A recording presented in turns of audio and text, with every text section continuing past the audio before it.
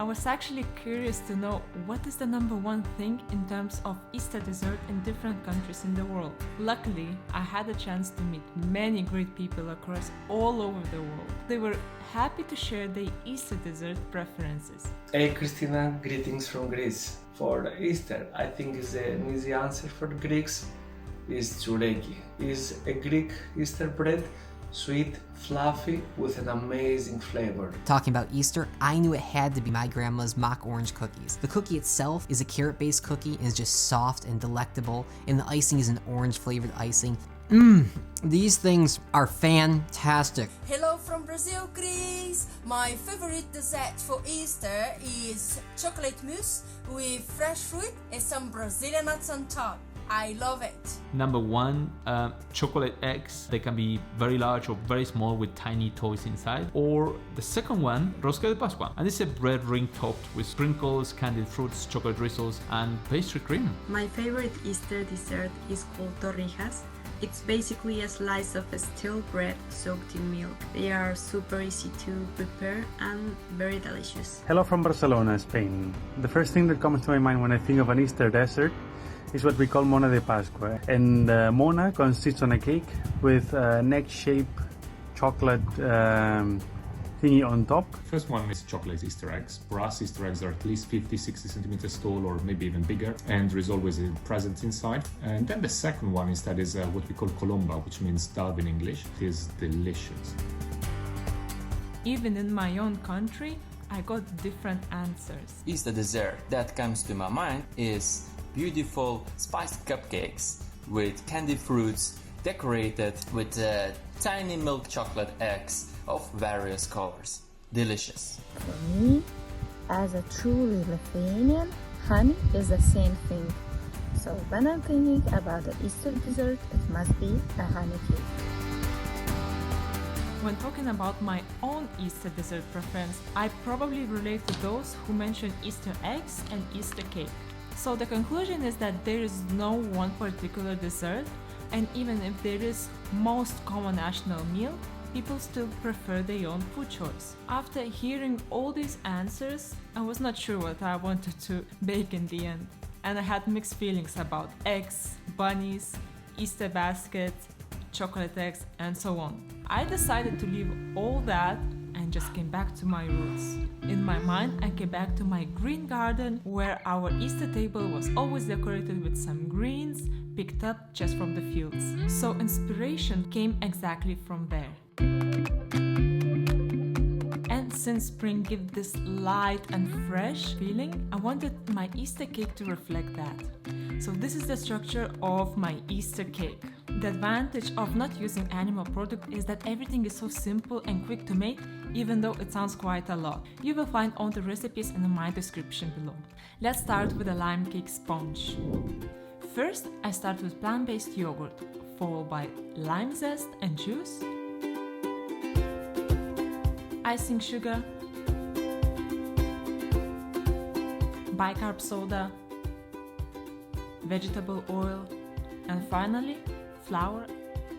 You can choose a round tin or baking tray for your sponges. Tray method never failed me, so this time I go for it as well. But again, it's your choice. Both ways work just fine. Just because I have this beautiful big ripened mango, I did a bigger batch of mango curd, so I can use it for other desserts later.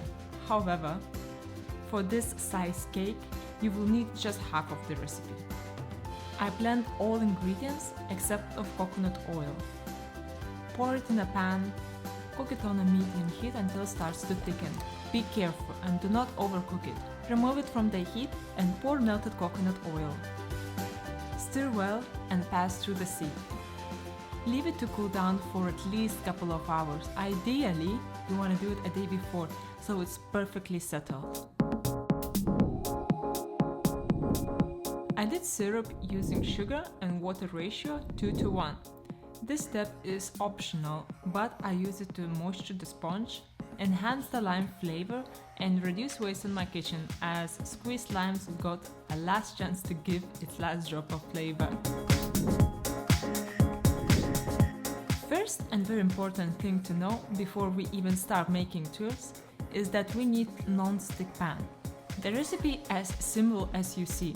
Just blend everything together. Play with colors. Add a tiny bit food coloring and mix it well. Then heat up the pan, pour desired amount and wait. At first it looks like a weird pancake, but give some time. The batter needs to cook and towards the end you will see this beautiful texture.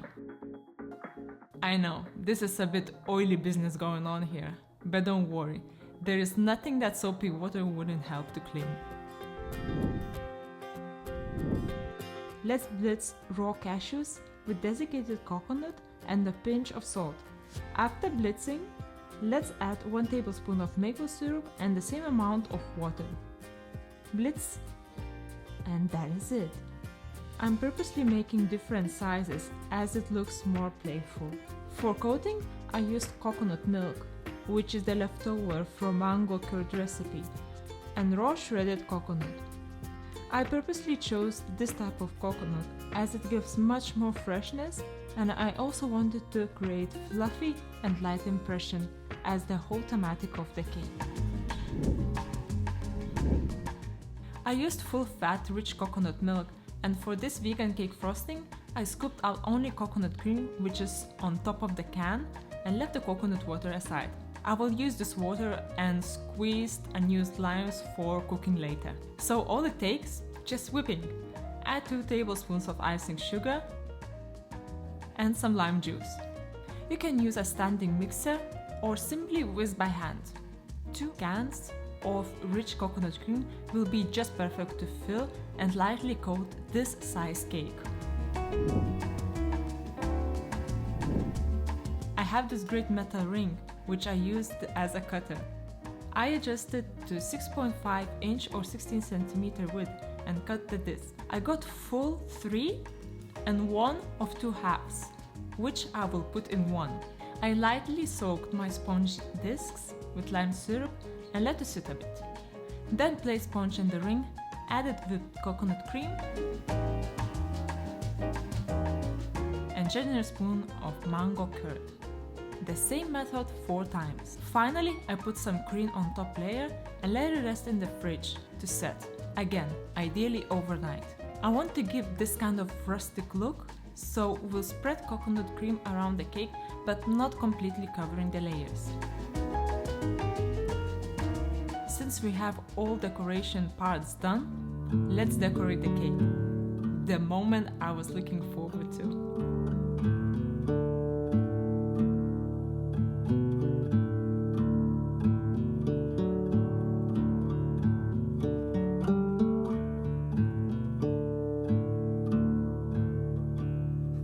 When it comes to final touches, it's really personal. Since I keep very light and very green thematic, I went to my garden and I picked up some flowers, and the tuiles I made, they actually got into funny shape, but it's absolutely fine. I made a couple of colors so I'm safe, and while decorating I will decide what's the best. So let's go ahead.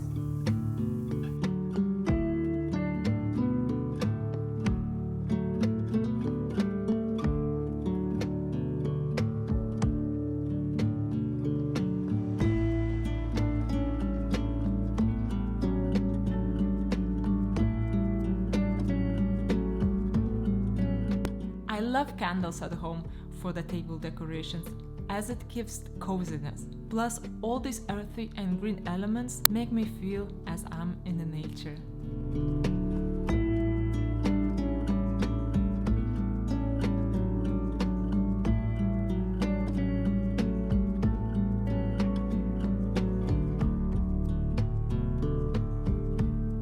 So, the moment of truth. Let's have a look at these layers inside.